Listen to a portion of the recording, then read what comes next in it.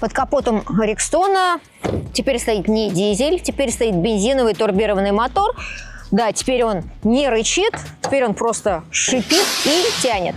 Здесь стоит 2-литровый турбированный мотор, выдающий 225 лошадиных сил и 350 ньютонов. Он агрегирован с 6-ступенчатым айсином. Из правильных вещей у него большой бак на 70 литров, так что не нужно часто останавливаться, можно проехать достаточно много. На больших скоростях речь идет о скорости от 120 до 150, если вы едете по М11, по М12.